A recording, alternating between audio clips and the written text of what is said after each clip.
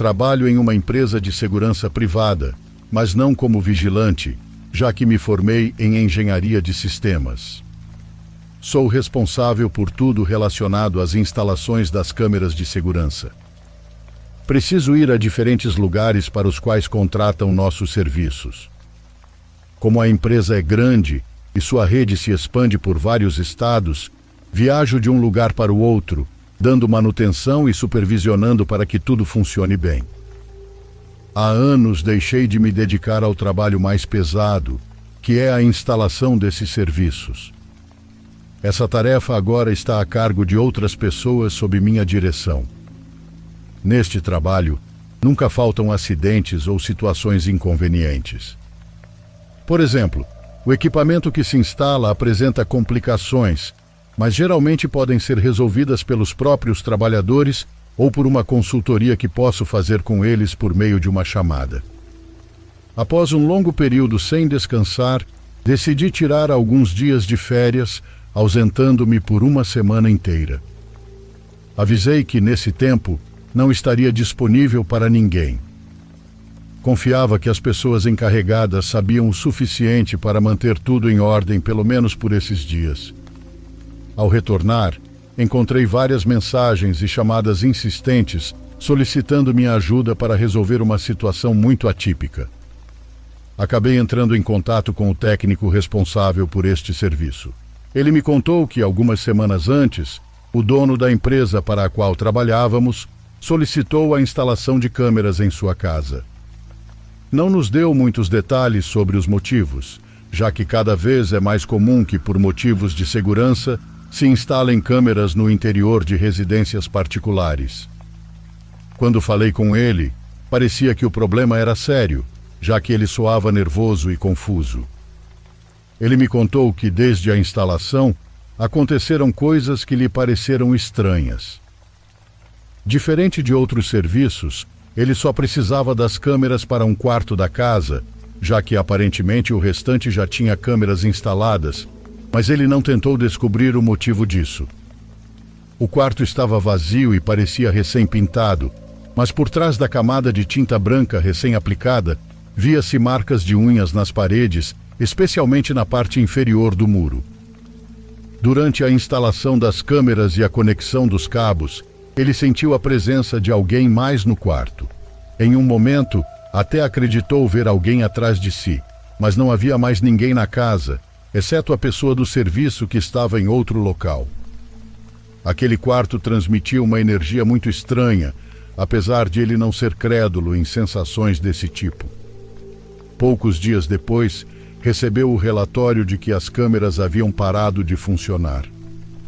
Na tela onde deveria aparecer o que estava acontecendo no quarto, não havia imagem. Quando foi verificar o que estava acontecendo, não notou nada de errado, nem com o cabeamento, nem com a conexão à internet ou à tela. Reiniciou tudo e deixou funcionando normalmente. Depois disso, recebeu outro relatório informando que o serviço estava falhando novamente. Desta vez, parecia que tinham sido desinstaladas intencionalmente. Os cabos estavam cortados, mas não por algo afiado que os cortasse uniformemente, como no caso de uma tesoura. Parecia que algo os tinha mordido, mas com dentes ou presas maiores que as de um rato ou gato. Pareciam mais com as de um cachorro grande, mas pela altura em que os cabos estavam, era impossível que um animal os alcançasse. Quando perguntou o que poderia ter causado esses danos, não obteve resposta. O cabeamento teve que ser trocado, e a sensação que ele experimentou na primeira vez voltou, ainda mais intensa. Deixou tudo funcionando bem, e tudo isso aconteceu enquanto eu estava fora. Mas agora havia outro relatório, com muito mais urgência, pois os pais precisavam ver as gravações e não conseguiam de jeito nenhum. Ele me pediu que, como eu já estava de volta, assumisse essa responsabilidade, já que ele não queria voltar àquele lugar. Isso agora era minha responsabilidade, então fui ao local para resolver o problema e tentar descobrir o que estava acontecendo. Quando cheguei à casa, estava apenas a esposa do nosso cliente, e pedi que ela me explicasse o que havia ocorrido. Um pouco nervosa e inquieta, Ela me contou que há algum tempo coisas estranhas aconteciam na casa, mas em particular no quarto onde instalamos as câmeras. Toda a casa tinha um sistema de vigilância, mas as câmeras daquele quarto paravam de funcionar por algum motivo. Esse foi o motivo pelo qual decidiram encontrar um serviço mais profissional e nos chamaram. Ela me contou sobre as falhas na nova instalação. Sem que eu perguntasse, mencionou que aquele quarto era ocupado por uma das filhas, que tinha síndrome de Down. Parece que desde pequena, a menina era muito perceptiva a coisas que os outros não eram capazes de ver ou sentir. A situação se tornou mais séria quando notaram um comportamento estranho à noite. Eles ouviam a menina conversando com alguém no quarto, mas quando entravam para ver quem era, não havia ninguém. Apenas ela dormindo.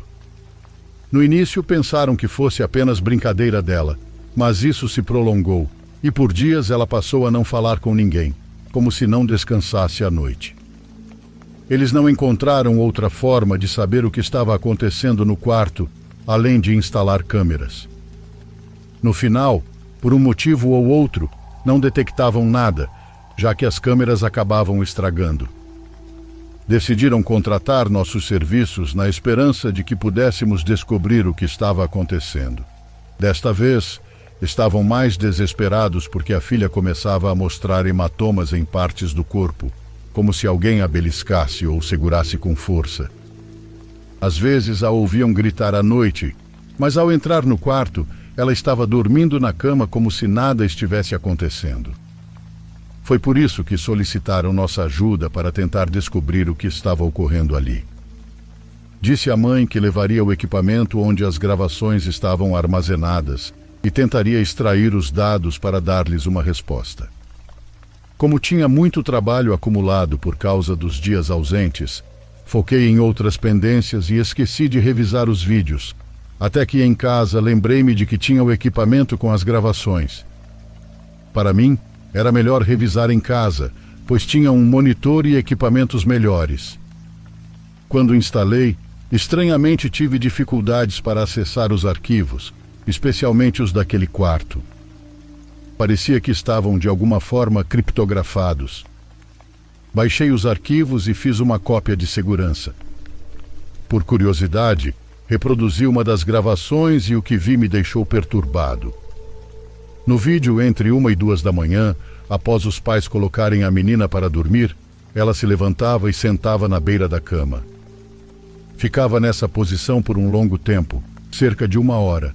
Depois levantava-se e ia para o meio do quarto. Ela ficava ali um tempo, e um dos quadros na parede oposta à cama começava a se mover. Balançava por alguns segundos até cair no chão. Geralmente, as câmeras também gravam os sons, mas desta vez estava tudo em silêncio. Não sabia se por alguma falha ou porque realmente não havia som algum no quarto, nem mesmo o quadro caindo. Depois disso, vi a menina se agachar e rastejar para debaixo da cama, parecendo ser puxada para entrar. Aquilo me deixou gelado pelo quão estranho era. Tentei adiantar o vídeo para ver se ela saía ou acontecia algo mais, mas não houve mais nada. Notei que durante esse tempo uma partícula branca, quase luminosa, ia e vinha de um lado para o outro na frente da câmera. A menina nunca saiu debaixo da cama, mas, mais perturbador ainda, foi que a porta do quarto se abriu, a luz acendeu e a mãe entrou no quarto. Ao fazer isso, a menina apareceu deitada na cama, coberta e aparentemente dormindo. O quadro também estava pendurado no lugar. Revisei o vídeo várias vezes e nunca consegui detectar o momento em que ela saiu debaixo da cama, embora a escuridão do quarto dificultasse a percepção de detalhes.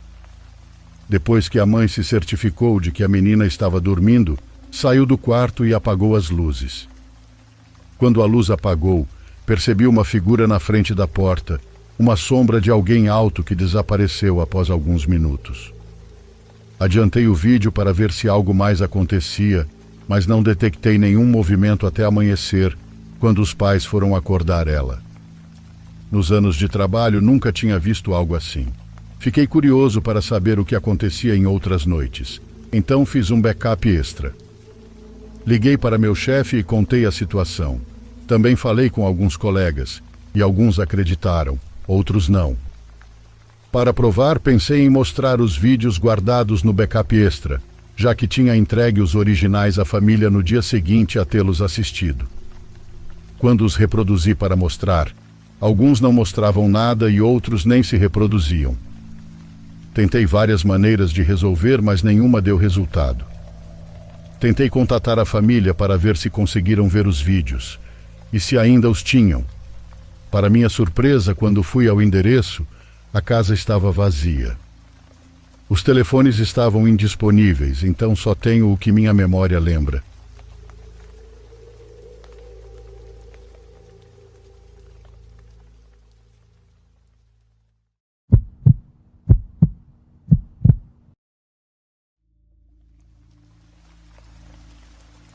Eu tenho 2 bons amigos de infância, Thomas e John, praticamente meus irmãos. Nós éramos próximos durante toda a faculdade, e então eu me mudei para uma cidade a cerca de 2 horas de distância. Ainda nos víamos pelo menos uma vez por mês, mas era bem menos do que antes. Eu me casei no ano anterior a isso, então naquele ano eu não me encontrava com os caras muitas vezes. Nós planejamos uma viagem de acampamento no verão, por sugestão do John. Thomas e eu tínhamos pouca experiência ao ar livre, mas John costumava ir com seu pai algumas vezes por ano, então ele era como nosso guia. Ele planejou tudo e me disse que íamos para um lugar perto de onde ele tinha ido com seu pai antes. Como ele me disse, esse lugar específico tinha sido aberto há poucos anos, então não era muito conhecido ainda. A ideia dele era que seria menos movimentado por causa disso. Ele conseguiu todo o equipamento necessário, exceto os itens pessoais. Eu comprei minha própria barraca porque gosto do meu próprio espaço, mas Thomas e John iam dividir uma, já que ele tinha uma barraca enorme. Era uma velha barraca de lona estilo militar que John usava para viagens de inverno. Como nosso local teria acesso para carro, o peso extra não era um problema. Colocamos tudo na caminhonete e partimos juntos. Deixei meu carro na casa de Thomas e planejava pegá-lo na volta. Foi uma viagem de cerca de 5 horas para nós, e eu não via esse tipo de paisagem havia anos. Há algo de tão revigorante em sair da cidade de vez em quando. Chegamos no final da tarde, todos nós sentindo muita empolgação. Descarregamos o carro rapidamente e montamos a barraca grande primeiro. Era um trabalho para 2 pessoas. Quando a montamos, jogamos tudo dentro e caminhamos um pouco. Minha barraca era fácil de montar, então não havia pressa. Não havia lugares designados naquele local, mas havia uma grande clareira que parecia o único lugar lógico para se instalar. Já havia 3 ou 4 fogueiras ali, o que meio que marcava os diferentes espaços. Depois de andar pela área por um tempo, avistamos um riacho que estava no mapa. Tinha cerca de 1,5 metro de largura, com uma correnteza forte. Parecia que poderia te arrastar facilmente, então eu sabia que teríamos que ter cuidado ao encher nossas garrafas. John disse que era seguro beber daquela água, então fiz uma nota mental de que estava ali. Nós 3 voltamos ao acampamento. Os 2 decidiram ficar e terminar de montar as coisas, enquanto eu fui buscar lenha.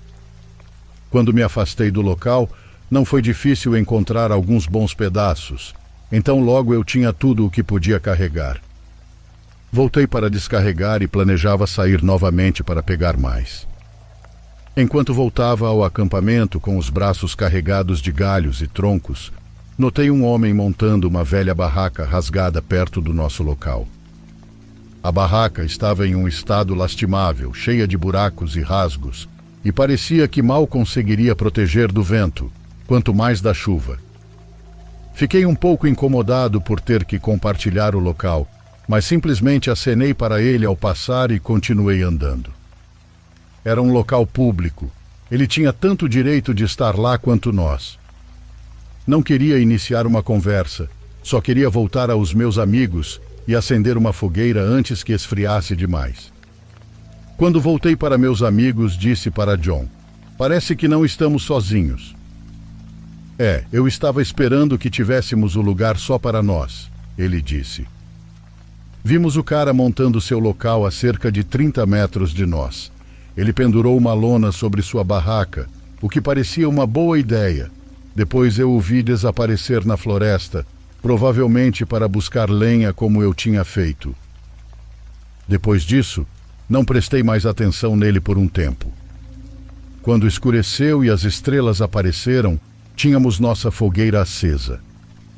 Todos nós sentamos ao redor da fogueira e todos tínhamos uma cerveja no suporte da cadeira. À medida que as horas se passavam, notei que o homem que montou sua barraca perto da nossa não havia voltado. Sua barraca ficou silenciosa e sozinha naquele local. O homem não estava lá. Thomas achou que ele poderia estar dormindo, mas John tinha certeza de que ele não voltou. Sua cadeira estava virada para aquela direção e ele estava certo de que não tinha. Era incomum alguém montar acampamento e depois simplesmente desaparecer sem dar sinal. Todos nós ficamos um pouco pensativos. É estranho que ele ainda não tenha voltado, comentei com meus amigos. Continuamos conversando e brincando, mas parte da minha atenção permaneceu fixa naquela barraca velha. Eu estava esperando, ou pelo menos torcendo, que a qualquer momento seu dono voltasse. Já haviam se passado horas, e eu não conseguia imaginar o que ele estava fazendo na floresta sozinho. A fogueira eventualmente se transformou em brasas, e decidimos ir dormir. Já passava da meia-noite, então eu estava ficando cansado. Quando a manhã chegou, acordei por volta das 7 da manhã. Ao sair da minha barraca, o frio me fez pegar o casaco mais grosso ao redor de mim. A primeira coisa que notei foi que a barraca do homem ainda estava intocada. A aba estava fechada exatamente como na noite anterior. Esse cara ainda não voltou, disse em voz alta, mais para mim mesmo do que para meus amigos, que ainda não tinham acordado. Esperei sozinho por cerca de meia hora, e então acordei os caras. Nos reunimos para um rápido café da manhã, e então eu disse: "Vocês acham que ele está lá dentro?" Apontei para a barraca. "Eu não acho", disse John. "Nós teríamos ouvido ele entrar", acrescentou. Depois de comer, a curiosidade nos venceu e decidimos dar uma olhada mais de perto no acampamento dele. Aproximando-nos e chamamos: "Olá, tem alguém aí?" Mas nenhuma resposta veio. A barraca dele estava tão surrada de perto quanto parecia à distância, e uma espiada dentro de um dos buracos mostrou uma mochila, fotos de criaturas como lobisomem, pé grande, um saco de dormir enrolado e um velho par de botas que pareciam que ele planejava voltar. Fora da barraca, notamos várias pontas de cigarro espalhadas, mas não sabíamos se eram recentes ou não. Passamos as próximas horas vasculhando a área próxima, chamando e procurando qualquer sinal do homem, mas parecia que ele tinha desaparecido no ar. Ao meio-dia, após horas de busca, estávamos ficando preocupados. Nos reunimos de volta no nosso acampamento, cansados. "Devemos chamar ajuda", John finalmente sugeriu. Todos concordamos sem mais nem menos. Derrubamos tudo e jogamos na caminhonete, sem nos preocupar em embalar tudo direitinho. Assim que a decisão foi tomada, parecia uma emergência, e realmente era. A viagem até a estação dos guardas florestais mais próxima parecia mais longa do que no dia anterior. John estava acelerando, mas ainda parecia muito devagar. Ao chegar, relatamos o que encontramos: a barraca abandonada, as pontas de cigarro e o homem que havia desaparecido. Os guardas prometeram enviar uma equipe de busca para a área. Pediram para ficarmos disponíveis para qualquer pergunta de acompanhamento, mas nos permitiram ir para casa. Dias se passaram e o mistério nunca foi resolvido.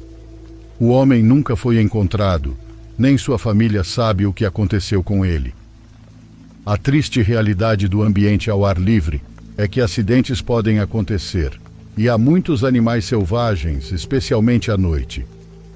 John às vezes coloca câmeras de trilha em suas viagens, e os animais que aparecem surpreendem. Lobos, ursos são muito comuns. Acho que aquele homem se meteu em alguma coisa muito séria no meio daquela mata. Dificilmente será encontrado algum dia.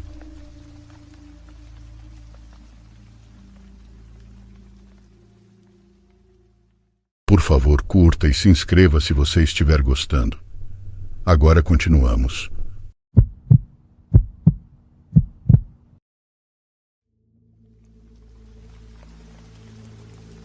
Isso aconteceu no final de 2003. Lembro-me que quando comecei a estudar na faculdade, estava um pouco apertado de dinheiro com todas as exigências, sem mencionar o custo das passagens e as vezes que tinha que comer por lá. Com isso, decidi começar a trabalhar como entregador de comida para um restaurante local. Meu nome é Júlio e compartilho minha história da Argentina. Eu me saía bem nesse trabalho.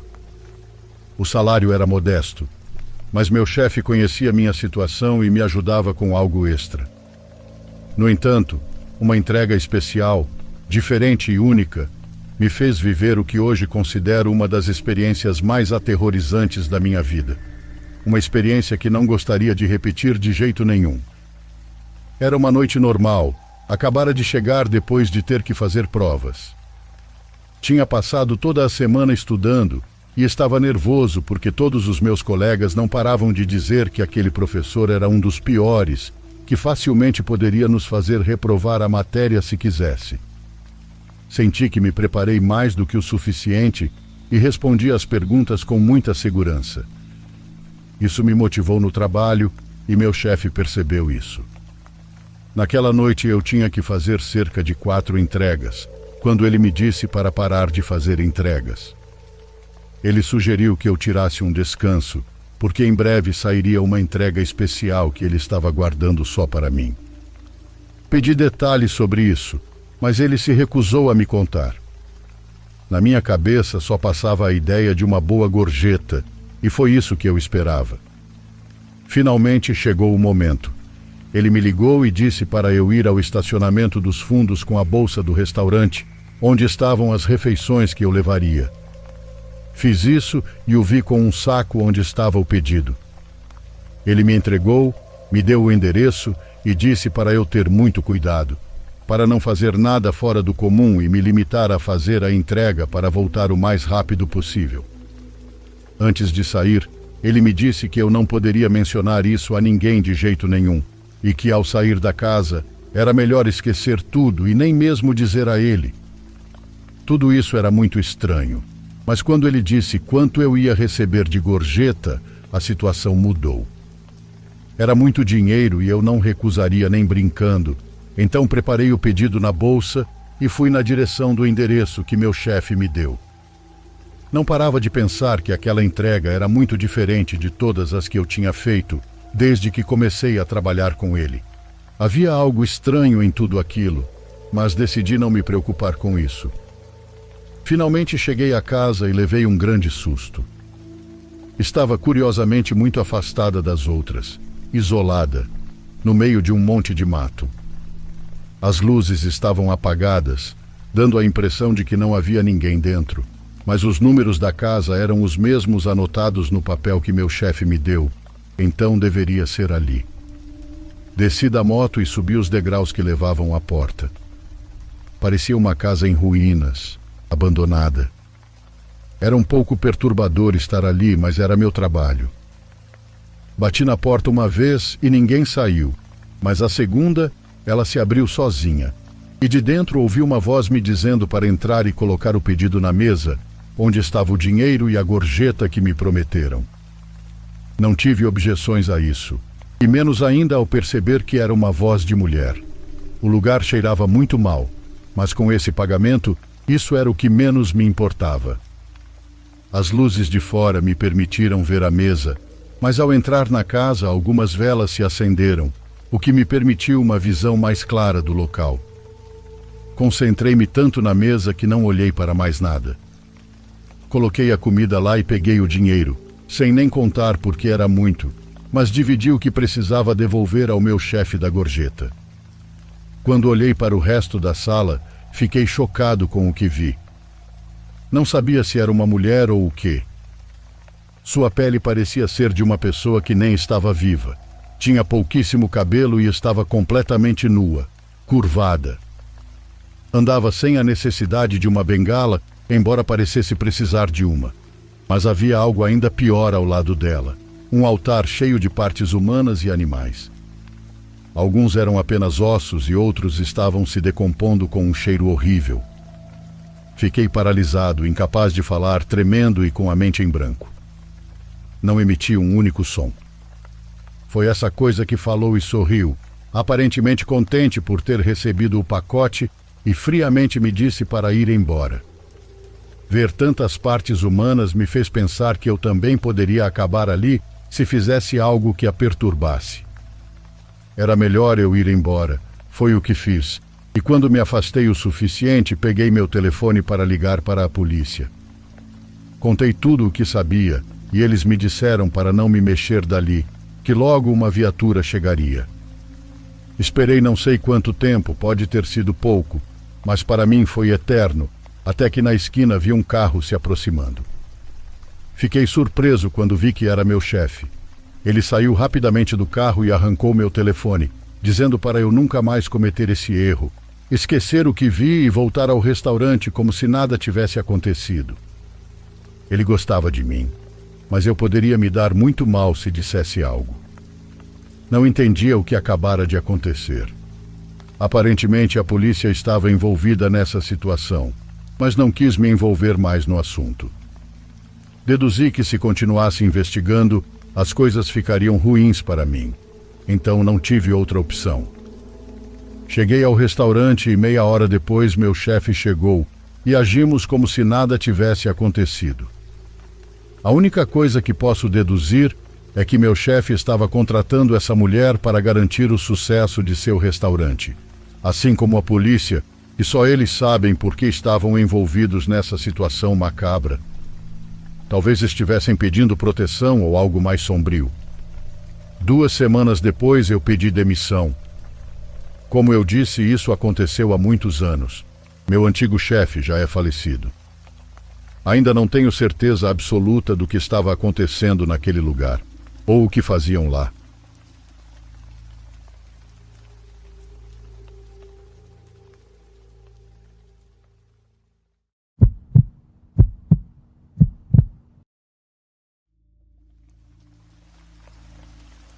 Oi, Diário dos Pesadelos. Gostaria de compartilhar uma história que é muito pessoal para mim e que até agora não consigo explicar exatamente o que aconteceu.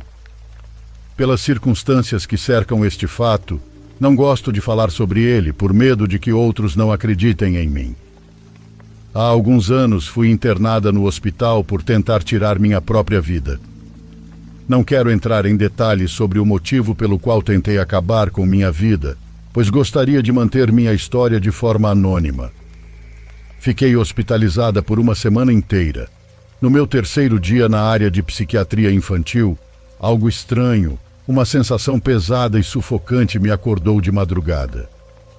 Como eu ainda era uma criança, e pelo que havia tentado fazer, não me deixavam ficar sozinha no quarto.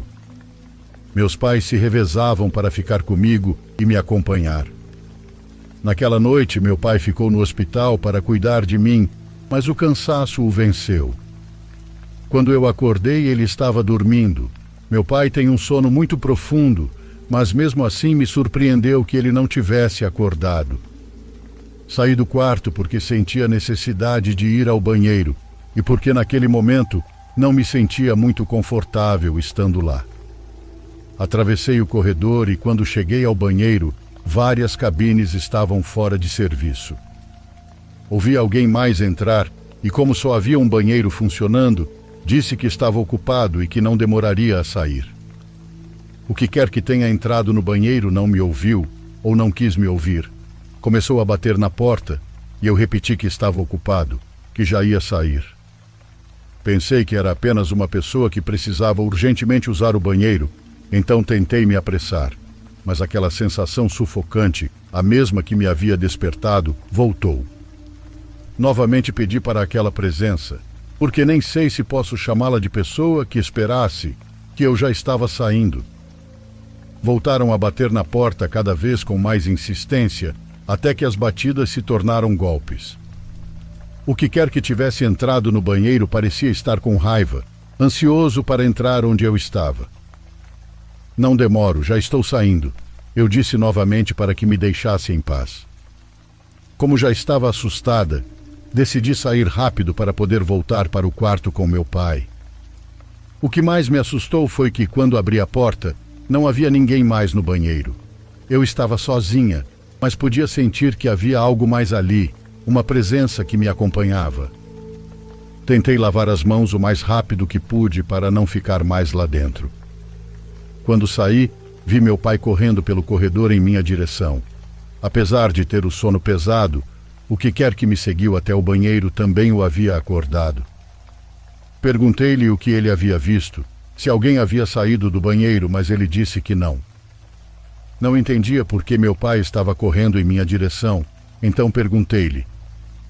Ele disse que acordou porque sentiu que eu estava em perigo. Suponho que ele sentiu a mesma coisa que eu senti e provavelmente ficou com medo de acordar e não me ver ao seu lado. Eu estava pálida, com a boca seca, nervosa. Era evidente que estava com medo.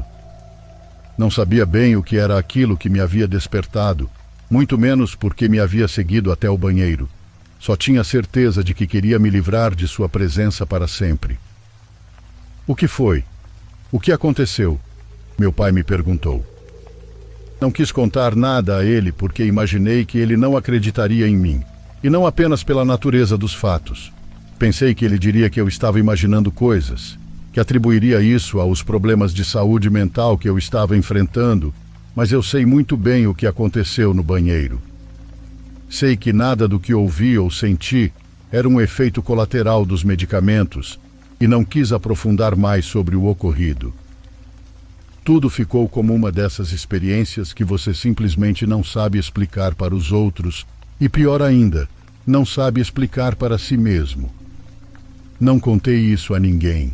Nunca contei por medo de que outros não acreditassem em mim, que pensassem que tudo isso aconteceu apenas na minha cabeça. Gostaria que fosse verdade, que tudo aconteceu apenas na minha mente e que aquela experiência foi uma consequência dos remédios que os médicos me deram para combater a depressão. Mas não é assim. Sei que isso não é verdade. Não posso mentir para vocês, muito menos para mim. Os medicamentos que me deram não causam alucinações, muito menos tão vívidas. Enfim, não tenho mais nada a dizer. Também não tenho uma explicação para dar sobre esse fato. Muito obrigada por me ouvirem. E, acima de tudo, muito obrigada por acreditarem em mim.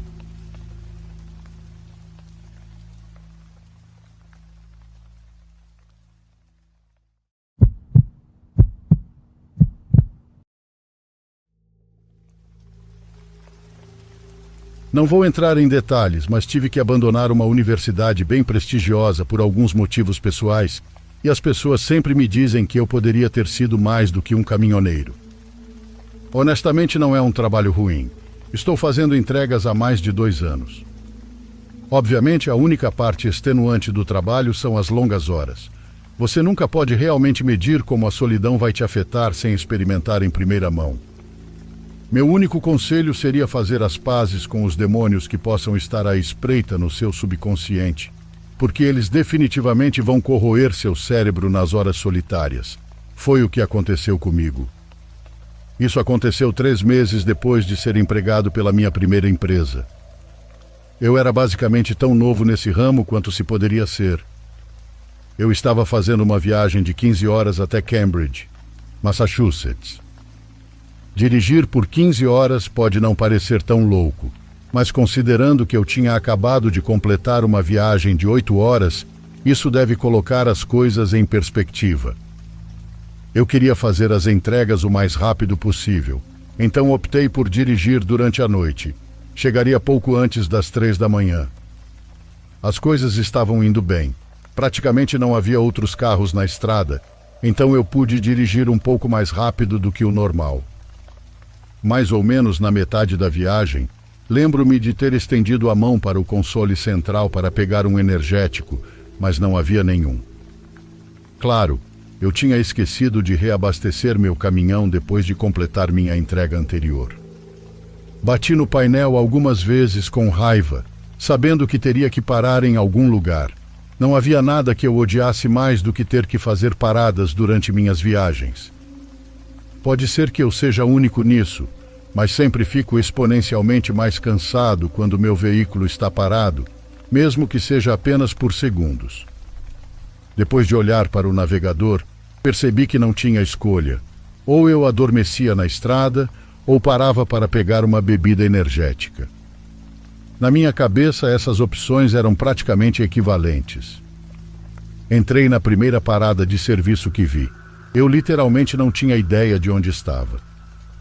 Tarde demais, percebi que não era realmente uma parada de serviço, era o que parecia ser um posto de gasolina abandonado e uma loja de conveniência reutilizada.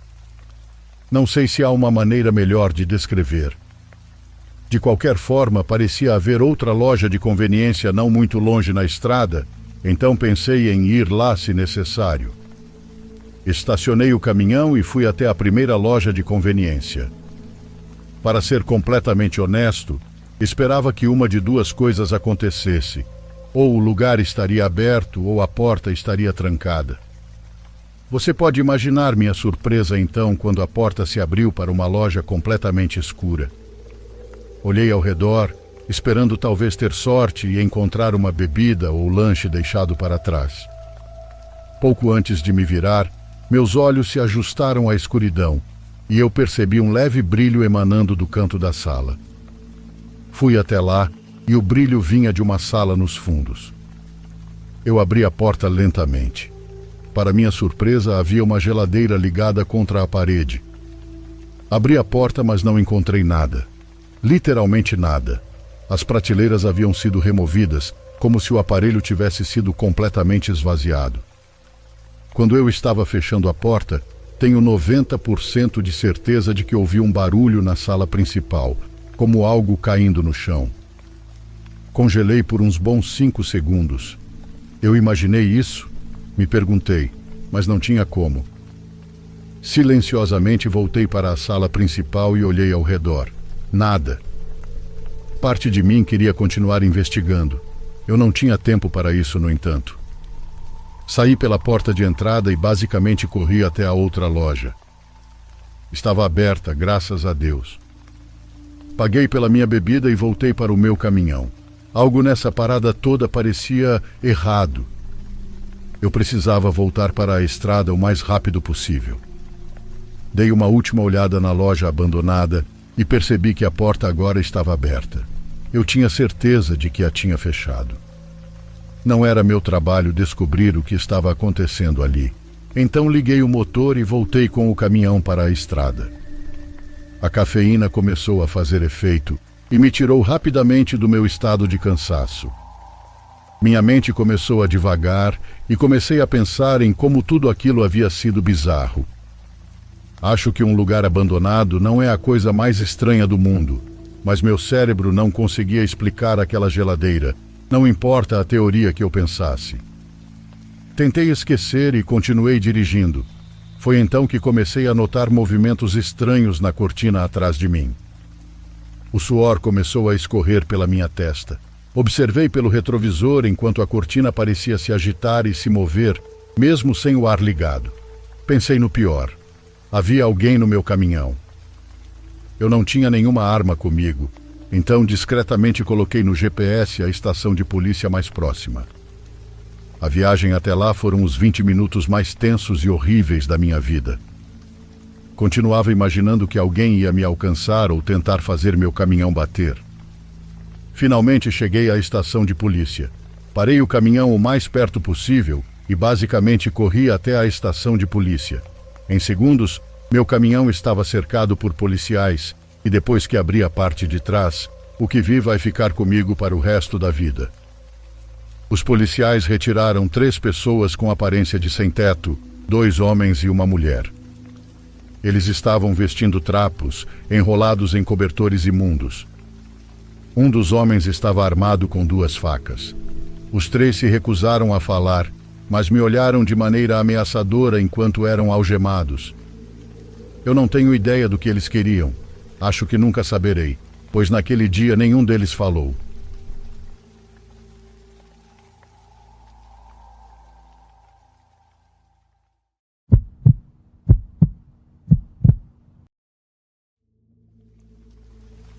Quando em reuniões, festas ou encontros familiares mencionam casos difíceis de acreditar ou sem explicação alguma, sempre me vem à mente o que me aconteceu em 2010. Nunca na minha vida eu esperaria algo como aquilo, e a maneira como tudo terminou me deixou sem dormir por várias noites, tendo que até recorrer à ajuda profissional de psicólogos e outros para poder ter uma chance de continuar com minha vida, deixando aquilo no passado. Sou Renan, e esta é a minha história. Eu estava trabalhando como taxista há mais de 5 anos naquela época. Era uma época que não existia aplicativos de corrida como hoje em dia. Comecei nesse trabalho desde que minha mãe adoeceu, e meus irmãos fizeram vista grossa. Fui obrigado a deixar meus estudos para começar a trabalhar e poder pagar os medicamentos dela, que não eram nada baratos. Papai nos abandonou desde muito pequenos. Ouvi dizer que ele estava esperando um filho com sua nova esposa, e era mais que certo que sua antiga família era coisa do passado. Parecia injusto que toda a responsabilidade caísse sobre meus ombros, mas as noites conversando com minha mãe eram a melhor parte do dia. Me tranquilizava. Assistíamos filmes, comíamos sorvete. Eu realmente me sentia como uma criança ao lado dela. O câncer se espalhava, e os médicos faziam tudo o que podiam, mas eu sempre reforçava para ela o quão forte ela era. Ela parecia perfeitamente saudável. Se não fosse pela questão do cabelo, ninguém pensaria na doença que ela sofria. Toda manhã, antes de ir trabalhar, ela me dava a bênção, e isso me fortalecia. Foi então que o dia inesperado chegou. Devia ser por volta das 7 da noite, mais ou menos. Eu tinha tido um bom dia de trabalho, mal tive tempo para almoçar.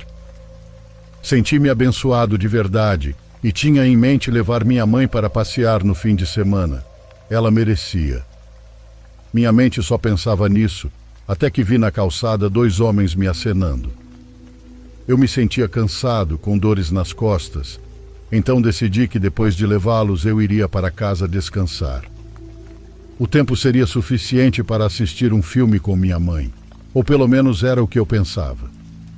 Um dos homens sentou-se no banco de trás e o outro no banco ao meu lado. Este último segurava uma Bíblia nas mãos e tinha um sorriso enorme no rosto. Já tinham me dito para onde queriam ir, então comecei a dirigir naquela direção. Não demoraram para iniciar uma conversa, e o tema era algo desconfortável, por assim dizer. Diziam que a Bíblia dos cristãos era uma farsa e que a maioria eram contos inventados ou alterados para formar um sistema que controlasse as massas. Isso me soou como uma teoria da conspiração, mas me contive para não parecer grosseiro. Eram pessoas desconhecidas de qualquer maneira. Eu só precisava ignorá-los até que descessem. E então aconteceu. O que estava sentado no banco do passageiro soltou a Bíblia, sacou uma arma e a apontou para minha cabeça, encostando o cano nela. Ele me disse para parar na próxima esquina e passar para trás, que seu companheiro assumiria o volante. Meu corpo começou a tremer e eu fiquei aterrorizado. Não esperava algo assim. Eles pareciam religiosos, aparentemente. Deixei-me enganar completamente, mas deduzir algo assim era difícil. Apenas tive o azar de cruzar com aquele par de psicopatas. Sem outra opção, fiz o que eles pediram. Parei o carro e passei para trás. Um começou a dirigir enquanto o outro me apontava a arma, com uma segunda arma que tinham escondido. Começaram a rir como loucos e apertaram as mãos, como se tivessem tido sucesso em alguma missão importante. Aquela aparência de pessoas normais desapareceu completamente. Eles começaram a arregalar os olhos de uma maneira extremamente exagerada e desconfortável.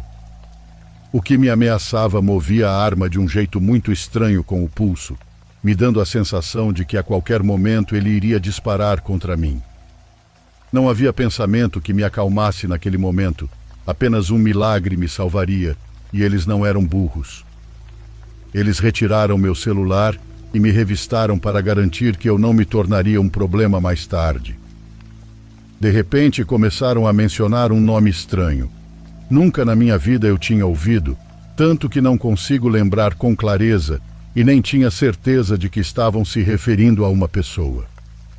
Eles diziam que aquele sacrifício o deixaria contente e que então o exílio terminaria.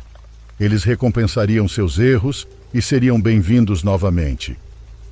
Eu me concentrei na palavra sacrifício e associei com a ideia iminente de que eu não voltaria para casa com vida.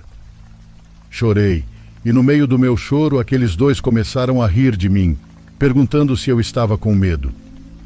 Notei a mudança repentina em suas vozes. De repente se tornaram mais agudas, como se estivessem tentando imitar um palhaço. Eles deixaram claro que o que iam fazer comigo seria extremamente doloroso. Pensava na minha mãe. Sem mim, ela não tinha ninguém que comprasse seus medicamentos ou cuidasse de sua saúde. Meus irmãos não iriam visitá-la a menos que ela morresse por causa da herança. Eles eram tão miseráveis quanto aqueles que me tinham sequestrado no meu próprio táxi. Viajamos cerca de meia hora pela estrada. Eles diziam que estávamos chegando, mas percebi que estávamos dando voltas. Passamos pela mesma rua 3 vezes, até que o que me ameaçava com a arma me disse para me deitar e abaixar a cabeça, afastando-me da janela. Passaram alguns minutos mais e então pararam o carro. Ambos me disseram que se eu levantasse a cabeça em menos de 10 minutos, as coisas seriam piores do que eu imaginava. Eu não parava de chorar e suplicar que me deixassem ir. Eles não me bateram. Na verdade, nem sequer me tocaram. O único contato que tive foi com a arma na minha cabeça. Eles saíram do carro e eu fiquei ali agachado por um longo tempo. Não me movi até ouvir sirenes se aproximando. Era a polícia. Abriram as portas e me tiraram de lá. Me encontraram em um estado tão patético que dava pena. Me interrogaram e eu contei tudo o que aconteceu. Horas depois, capturaram os sequestradores e os interrogaram. Isso foi o mais controverso do caso. Me abandonaram debaixo de uma ponte e foram capturados tentando roubar uma loja de brinquedos que estava fechada. Disseram à polícia que pertenciam a uma seita da qual foram expulsos e que só buscavam redenção para voltar. O intrigante foi que, quando perguntaram sobre mim, eles se recusaram a falar. Confessaram tudo do que foram acusados, mas nunca disseram por que fizeram isso, nem a razão pela qual pouparam minha vida. Foram presos e nunca mais soube deles. Minha mãe, como devem imaginar, quase infartou quando soube do que aconteceu. Apesar disso, não desisti do meu trabalho até que minha mãe descansou. Sinto muita falta dela e passaria por tudo de novo para tê-la comigo novamente.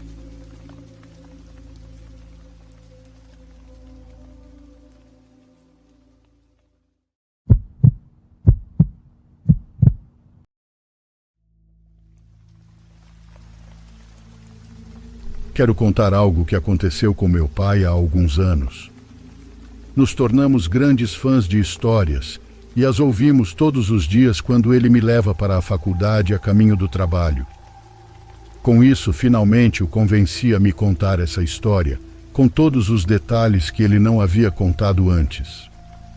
Paranormal ou não, vocês terão a última palavra, mas a verdade é que é um dos mistérios mais inexplicáveis que já ouvi. Meu pai trabalha em uma empresa que administra prédios, e isso aconteceu em um deles, um pequeno prédio residencial de 6 andares, com 3 apartamentos em cada andar. Um lugar tranquilo, sem muitas preocupações ou brigas entre vizinhos. No entanto, tiveram algumas dificuldades com a empresa que fornecia os seguranças, ou melhor, com um segurança em específico, pois ele tinha problema com alcoolismo, às vezes chegava muito tarde, às vezes simplesmente não aparecia e fazia com que o outro tivesse que dobrar o turno. Isso era quase desumano para o desafortunado, pois os turnos eram muito longos. A empresa às vezes não tinha outros seguranças para cobrir, e o lugar não podia ficar sem vigilância. Foi por isso que uma vez meu pai, percebendo a situação, se ofereceu para ficar quando o segurança terminou seu turno, e o outro não apareceu no horário de entrada, às 7 da manhã. Não conseguiam encontrá-lo, ele não atendia o telefone e não sabiam se chegaria ou não. Essa já seria a terceira vez nas últimas 2 semanas que esse segurança dobraria o turno, então meu pai, que já tinha que estar lá por outras razões, se ofereceu para ficar em seu lugar, embora isso não fosse sua responsabilidade. O segurança aceitou muito agradecido e finalmente foi descansar. Meu pai então se preparou para passar um dia inteiro ali e esperou a chegada dos trabalhadores que estavam consertando o elevador. Essa era a razão pela qual ele tinha que estar lá em primeiro lugar. Ele teria que passar quase o dia todo ali, então não custava nada ficar um pouco mais. Os trabalhadores chegaram e começaram a trabalhar. Os moradores tinham que descer a pé para ir ao serviço, o que obviamente se tornava mais cansativo dependendo do andar em que estavam. As pessoas do 6º andar, por exemplo, desciam já extremamente irritadas e alguns descontavam no meu pai. Por volta das 17 horas começou a chover. Os trabalhadores do elevador tiveram que ir embora, pois não podiam continuar com o reparo até que parasse de chover completamente, provavelmente até o dia seguinte. Quando meu pai ficou sozinho olhando para a rua, ouviu uma garota descendo apressada com seu cachorro. Ela tinha uma expressão confusa e parou em vez de sair, mas não era a chuva que a detinha. Tanto ela quanto seu cachorro estavam usando capas de chuva combinando. A garota disse algo muito estranho ao meu pai. Sabe, estou meio assustada, não sei. Desci do 3º andar e notei que a luz do sensor de movimento ligava e desligava, não parava ligada. E vi no final do corredor, em frente à porta do último apartamento, uma mulher que nunca tinha visto antes. Ela é muito jovem, com o cabelo muito preto e muito pálida. Eu nunca a tinha visto aqui. Não sei se está de visita ou algo assim, mas parece muito estranha. Meu pai disse que subiria para verificar. E a garota respondeu que seria melhor verificar nas câmeras, que estavam na sala dos guardas no porão, um lugar que ele nem sabia que existia. Ele foi verificar enquanto a garota saiu para a chuva com seu cachorro e notou que de fato havia uma garota no corredor, parada no escuro. Do ângulo da câmera só dava para ver os pés, mas era claro que havia alguém naquele corredor. Repito que meu pai não era segurança, não sabia bem o que fazer nesse caso, mas subiu com o pretexto de verificar algo, para passar por lá, cumprimentar e perguntar se estava tudo bem. Mas quando chegou ao 3º andar, não havia ninguém, nem sinal de que alguém estivesse lá. Quis pensar que era uma mulher de visita que talvez tivesse saído para telefonar ou algo assim, e que ao estar parada quase imóvel, não ativava o sensor de movimento. Quando a garota com o cachorro voltou, ele disse que tinha subido e que não havia ninguém lá que não se preocupasse. Ele finalmente esqueceu o assunto, ou pelo menos assim pensou. Ele acreditava que tinha presenciado a coisa mais estranha no trabalho, sem ideia do que estava por acontecer. Quase às 20 horas, chegou um dos trabalhadores, um senhor de idade que era o encarregado da equipe de manutenção. Ele parecia nervoso, parecia estranho. Cumprimentou meu pai e perguntou por que ele ainda estava ali. Meu pai explicou que tinha sido designado para ser guarda por um dia, sorrindo como uma brincadeira. Mas o senhor nem sequer sorriu de volta, apenas disse que precisava subir ao telhado por algum motivo. Meu pai o deixou passar sem problema algum. Ainda estava chovendo. Imaginou que o homem tinha esquecido alguma ferramenta ou algo assim. O senhor se perdeu na escuridão das escadas, cujos sensores de movimento, talvez por causa da tempestade, começavam a falhar cada vez mais. Passaram-se minutos, depois 1 hora, e o senhor não desceu. Depois de um tempo, chegaram 2 dos trabalhadores. Perguntaram ao meu pai se o chefe não tinha passado por ali e ele respondeu que o homem tinha subido há algum tempo. Eles pareciam aliviados. Contaram que estavam comendo em uma lanchonete ali perto, quando de repente o senhor se levantou da mesa. Ele perguntou se eles não tinham visto quem passou pela rua, mas ninguém viu nada. Lá fora estava chovendo e não havia muita gente. O senhor disse que ali estava, passando na rua. Mas ninguém viu nada, e de repente o senhor se levantou e saiu sem dizer nada. Primeiro pensaram que ele estava brincando, que iria voltar, mas o tempo passou e ele não voltou. Começaram a procurá-lo e finalmente decidiram voltar ao prédio. Meu pai disse que ele parecia sério, mas que deveriam procurá-lo. Mas quando o fizeram, não o encontraram em lugar nenhum. Desceram mais uma vez verificando cada canto dos corredores. Também verificaram o poço do elevador, caso ele tivesse caído. Verificaram cada canto ao redor do prédio, caso ele tivesse tido um acidente, caso tivesse caído do telhado, mas nada, nenhum sinal dele. Acabaram chamando a polícia em meio à confusão. Eles pediram permissão aos inquilinos para verificar também os apartamentos. Não estavam acusando ninguém de sequestro, claro, mas para confirmar que o senhor não estava em algum lugar. Que em meio à sua confusão, talvez tivesse entrado em algum apartamento para se esconder. Verificaram cada canto, dentro e fora, o estacionamento, o porão, tudo, mas não havia sinais daquele homem. Ao revisar as câmeras, estava perfeitamente registrado que o senhor subiu. Viram-no sair pela porta que dava ao telhado, mas não o viram voltar. E no telhado não havia câmeras. O prédio se encheu de policiais buscando em cada canto, mas ele não foi encontrado. Não houve rastro daquele homem naquela noite, nem na seguinte, nem nunca mais. Ele simplesmente se desvaneceu da realidade naquele lugar, como se o prédio o tivesse engolido, como... Não sei, na verdade não sei como descrever. Um par de semanas depois, trocaram a empresa de segurança, trocaram também a administração.